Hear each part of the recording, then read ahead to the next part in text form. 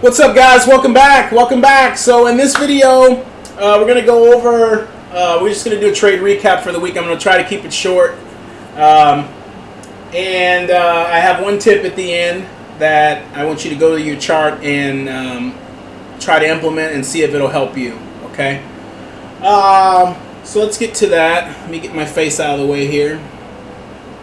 So behind is my P&L for the month, or for the week. This week, so this is my third consecutive winning week, and it's also my seventh consecutive day. Now, I don't chase those numbers per se. I don't try to, I don't get real excited if I have consecutive winning weeks or consecutive winning days or consecutive winning months. It's just something that I keep in the back of my mind. And it's usually if I'm having consecutive days. What it means to me is that what I'm doing in the market is working. Like it's the market environment has not changed that much, right?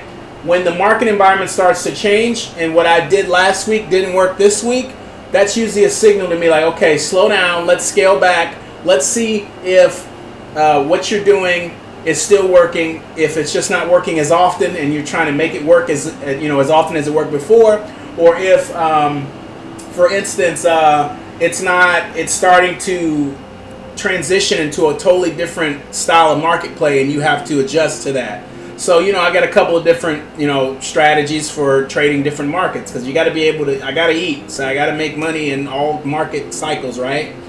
But the streak part of it is just an indication in my mind to say, okay, something has changed or something has paused, something like that. So I don't really hang my hat on it too much, but I do use it as like, okay, chill out. Let's see what's going on right now in the market before you continue to trade this way and cost yourself some money. So, green on the week, took 97 trades, 198 contracts. These are all E-minis here. Back to trading the E-minis. So I typically switch over to the micro when I have an options trade on. So I love options. Those of you that watch and follow me know that. That's where I started trading. I'm really comfortable with options. But I got to have conviction that if I buy an option, I'm going to get a daily move. You know what I mean? I'm kind of trading options on the 1 hour, 4 hour daily charts. So if I'm not confident that the option I buy is not going to expire worthless because it's constantly decaying, as time goes on, I'm not going to get into it. So, but if I am in options, I have risk in the market. I have money in the market. So then you'll see me trade the micros because I don't want to kind of have the same trade on. You know what I mean? I don't want to have too much risk on because I already have that trade on, long or short. But I can trade the little intraday wiggles, for some extra income. But I don't have any options trades on, and it's a shame because all tech's going crazy. Nvidia's going crazy. Amazon, Apple, Google, they're all just going nuts. And I didn't get in, and I didn't, they kind of fell off my radar. And so anyway, I've been trading the E-mini all week.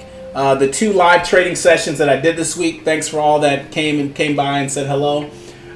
Those were all E-minis, and yeah, so that's kind of my strategy. When I have a set amount of risk on in another kind of market, I'll trade smaller day to day because I'm not trying to have big risk on in some options and then have big risk on intraday trading. So that's kind of how I day trade / swing trade. Ideally, I would love to move everything to swing trading and just buy, options or shares or whatever and hold them for the long term, but I'm not there yet. So traded a lot. Of the 1,900, I was only able to bring home 1,467. I paid $435 in commissions. Okay, and that's pretty substantial. So a couple of these trades, I probably, I have to look at that and I have to say, okay, if you're paying more than 10% of your account in commissions, you got to look at how much you're trading. You're probably over trading. I definitely over traded one day, and we'll get to that. But for the most part, I think I took the trades that I wanted to take. Winning percentage, not all that great. Not all that great of a winning percentage here. Let me get out of the way here. I won 52% of my trades. I lost 42%. So a little bit better than 50-50. As I tell you all the time on this channel, it's about how you manage your risk. right? So I'm not winning, this crazy high amount. I had some days this week. Let's go to today. Took a couple trades today. I was only 50-50 today. 1-1. Took 2 trades. 1-1, lost 1. Paid small commissions, made $178. Let's look at yesterday. Let's see yesterday here. Yesterday I won 80% of the trades. It says I took 5 trades, 12 contracts, made $385 on 27. So I'd like most of my days to stay around this right here. Okay, but 80% on that day. Let's look at the 17th here. This was the day that I kind of went wild. Look at the commissions on this day. Way too many commissions. Okay, way too many contracts. Look at the contracts. Look at the trades. Look at the trades is every time I press the button. I press the button 66 times. What does that tell you? That I was just in there. 302 in commissions. This is terrible. This is the bulk of my damn commissions for the week, and they made more than me. So 54% winning, 45 losing. I thought it was worse than that. But let's go down to this day. So let's talk about this day. This is a day, let me move over here, move up here. This is a day here that I had the most trouble trading. So I don't think it's going to show you if I do that. But anyway, I started out with a winning trade. This is the first trade of the day. I made $100 and I made 162. So I was up like 262, right? I only aim to make between $200 and $300 a month, or a week. Not a week, a day. I only aim to make that per trading session, okay? I'm not shooting for the home runs, but they do come. Occasionally I'll make, $1,200 in a day or, whatever. But what I've noticed with my trading style is now so say I only want to make 300 and then I make 6. Well, I'll go into the market with that other 3 and I might take a speculative trade or whatever, and I will try to double that, and sometimes it'll work and sometimes it won't. But if I make, triple or double what I should have made in a day, I should not be going into the market later on trying to risk that money. I should just be, trading. It really sets me up for the week. If I have a good Monday or Tuesday, it'll set me up for the week, knowing that I don't even have to trade, the next couple days because I've made my money for the week. Does that make sense? But I had a really good last week. So I went into this week kind of hot. I went into this week kind of feeling like, okay, I got a little bit more risk I can put on. I'm going to try some things. So didn't work out this day. I drew down big time. And this trade here, where I had this massive drawdown, I was up to about 5 contracts on this. Now, it sounds big, but the market was selling off. It was like at 40, 30 something, 40, 41, 30. And I thought for sure that we were going to go and test 4,100. We never did. And I was just really convicted that we were going to. And but I had set an area in the chart that I was comfortable getting out if I was wrong. The only problem is I added all the way up to that area on the chart. And by the time I got there, I was way too big. I shouldn't have been that big. I should have been maybe half the size that I was. But anyway, what it did was, because I was so big, my stop was never that far away. My break even was never that far away. So there was always a chance that I could spike and get back at break even, right? So I just held on. It was like my stop was equal distance from my profit. So is it going to go into profit before it goes to my stop? I didn't know. You don't know. But I was willing to take that risk, and I did take that risk, as you can see. But what it led to was a really good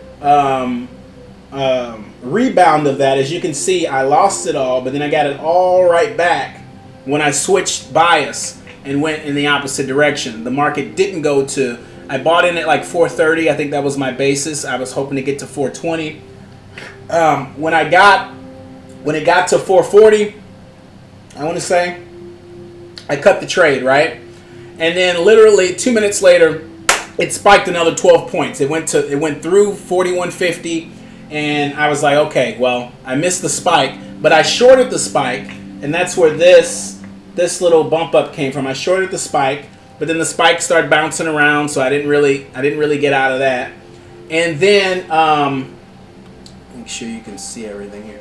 And then on this area right here, I don't think you can see my mouse. There it is. Okay, on this area right here was when I went long, and I said to myself, and I recorded all this, and I'm going to post it because it was pretty incredible how I came back green on the day off of all of this. But so I went long, and I set my stop, and I went for a walk because I was just like, I got to get away from these screens. I went for a walk, and when I came back, I was here.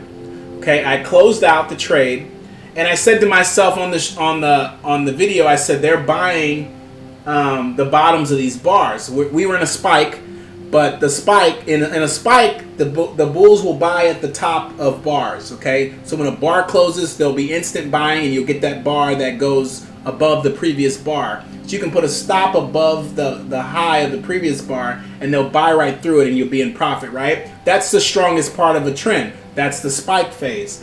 What it transitions into next is usually a channel. When you have your first pullback or your second, pretty decent pullback, you're going to start to get a channel. And what you have in a channel is the trend is weakening. Okay, no one wants to buy at the top of bars anymore, but they're willing to buy at the bottom of bars. So I said to myself, the stop bears are not buying aggressively at the top of bars anymore. They're buying at the bottom of bars. And of course, I bought at the top of the fucking bar because I'm an idiot. And that's where this drawdown happened here. So I gave back 1,000 after going into profit. Okay, I waited, and bought at the bottom of the bar, and then it came back for me. Okay, and I wind up ending green on that day. What I did wrong on this day was I sized up too big too fast. Okay, and you'll see this in the video when I post it. But I sized up too big too fast. But what I did well was that I got out of an area of the chart where I thought I was wrong. It was a 62% retracement of an area of the leg down. I also, when I reviewed the trade later, I didn't zoom out of the chart. I didn't zoom out to look at the bigger picture. I just sat down, I saw what I wanted to see, and I took the trade. I did not zoom out. Had I zoomed out, I would have saw that was the third touch of an upward sloping trend line. And you know me, I'm Mr. Trend Line, right? So I would have known that, I would have felt that with that trend line sloping up like that was going to be probably a situation where I didn't want to hold short because it was bouncing at a trend line. Like the market was obviously aware of this trend line and it was bouncing from it. I didn't know that till later in the day or later that night after I had already done trading. So my fault, but it was a reminder to me that, hey, you got to do the same thing every day. Your preparation, it can't just be you get up at a certain time and you go and you sit down on the computer and you see what you see and you trade. No, it has to be look at the previous day, look at the overnight action. So that was kind of a reminder to me to do that. But once again, coming off a hot streak, I'm thinking, I don't really need to do that. I'm wrong. So that could have been avoided because this trend line on this chart was telling me that no, don't hold. And I'll show it to you on this here. Let's get rid of some of this stuff here. Let's go back. So this is where I lost that money at.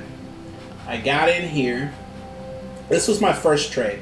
I got in here and made that 226 to start. Oh, let me get out of the way. All right, I got in here and made that little 226 to start with, right?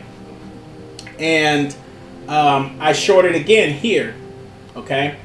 And as it started to rise, I shorted again on this wick, okay? You got a wick that's half the body of the candle, okay? I shorted there, came back up here, double topped here, I shorted here, okay? Came up here, okay? You're about 50% through. Where is it at? Right here, okay?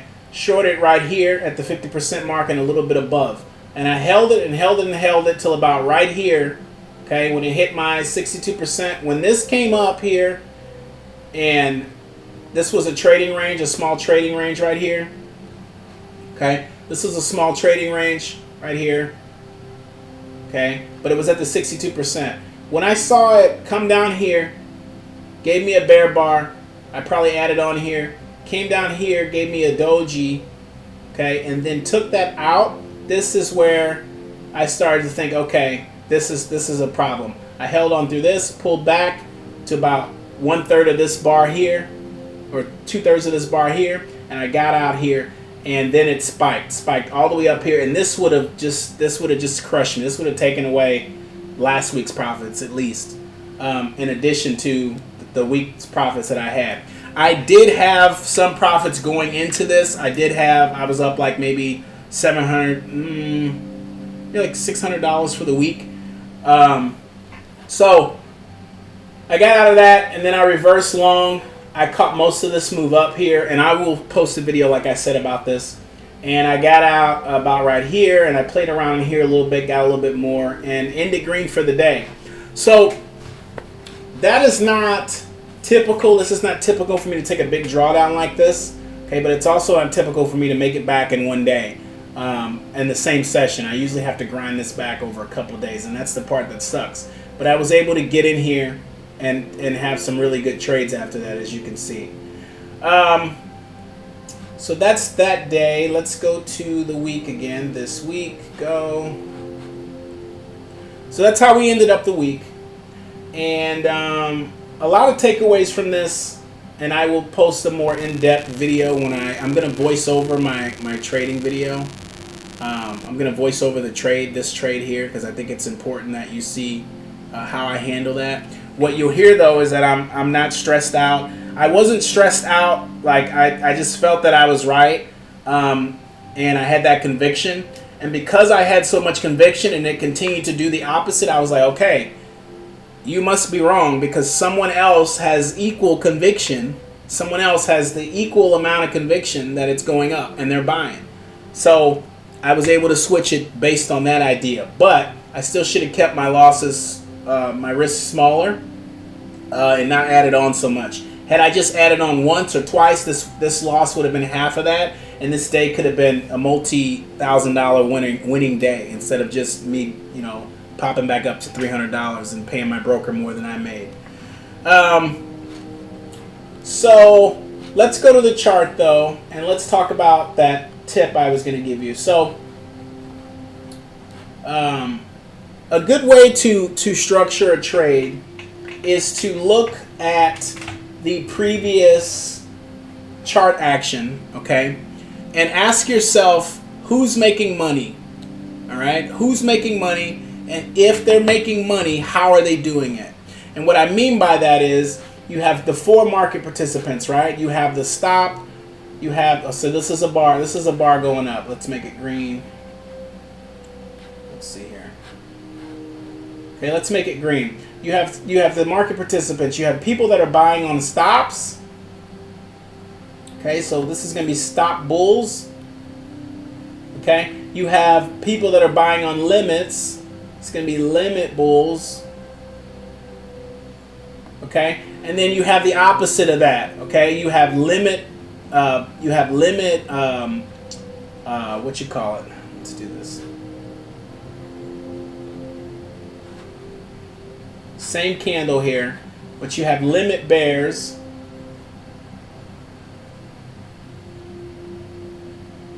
Limit bears. Hold on, give me a second, guys.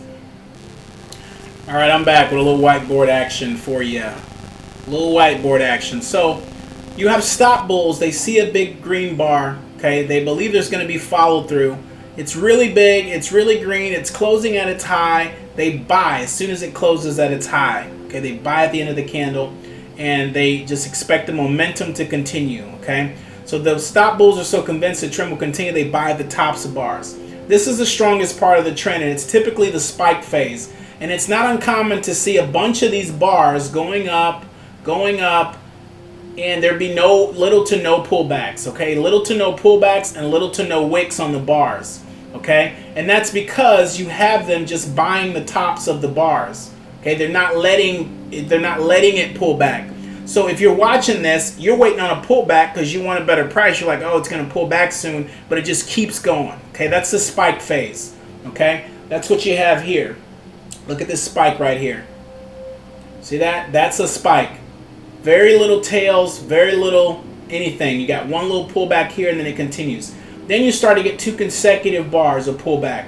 What do you have here? Well, you have them deciding now to buy at the bottom or the middle or the bottom 1/3 of the bars. So they're convinced, they still believe the trend will continue higher, but they want a better price, so they buy at the bottom. So that's when you start to get wicks that retrace part of the last candle. They'll retrace the top third, the top, the middle third, and the last third. Sometimes they'll retrace all the way to the bottom of the candle. So we can find that example here. This retraced a pretty good portion of this candle right here. See that? Closing that gap there. Okay, this one actually retraced a pretty good portion of this candle here.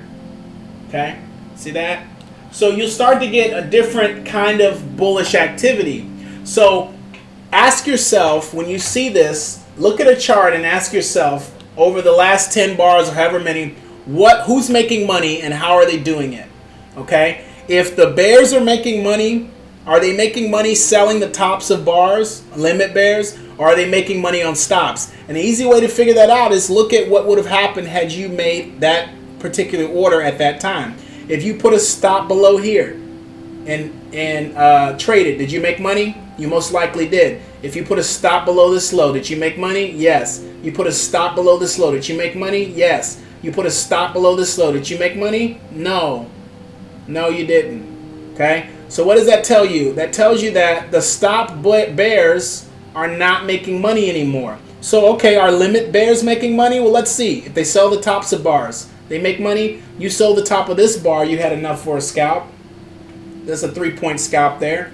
Okay? If you sold the top of this bar right here, after it spiked, you sold the top of the range. Did you make money? No. So now limit bears aren't making money either. So are the bulls making money? Well, yeah. Stop bull made money here. Limit bull made money here. Stop bull made money here. Stop bull made money here. Limit bull made money there. Limit bull made money in this whole range. Okay? And if you were to buy, if you wanted to buy, take this whole range and just make it like, take all these candles and make it like maybe an hourly candle or something. Let's look at an hourly candle on this particular example. Where'd that piece of price action at? Okay, hourly candle here. You bought the bottom of this candle, this range right here that you were in. Okay, you're in a range. This candle controlled all of this candle's price action, okay? But if you waited until it broke the range, most breakouts in a range are going to fail, right? Buy the low of the range, and you would have made money, okay? Same thing here. So if you looked here and said, who's making money, why, and how? Well, the bears, the bulls that buy at the bottom of previous bullish candles, they have a higher probability of making money. I'm going to do that. So I buy here. Same thing here. I'm going to wait until this retraces at least 50%. You get that here, and you also get into the last 1/3. I'm going to buy this candle. Bought that. So do you have that same situation here? You got a big candle here. Oop, you got a big candle here. Okay. Where is it retracing from? The lower third, and you've got some pretty nice moves up. 192 to 108. That's 20 points right there. Right? So look at the chart. Ask yourself, who's making money and how are they doing it? Okay? And then do what they're doing until they're not making money anymore. Okay? There's a little bit more to that, but if you incorporate that into your strategy, just looking at the previous action to the left and thinking what are the market participants doing? Who's making money right now and how are they making it? It'll greatly improve your trading. All right? All right. Give me a like, guys. I appreciate the support. I do plan on live streaming more. I set up a treadmill office in my garage. I'm waiting on a Wi-Fi extender, repeater, because the signal sucks out there, so I can stream and actually trade with it. So look for that in the coming weeks, and I will see you in the next one. All right, peace.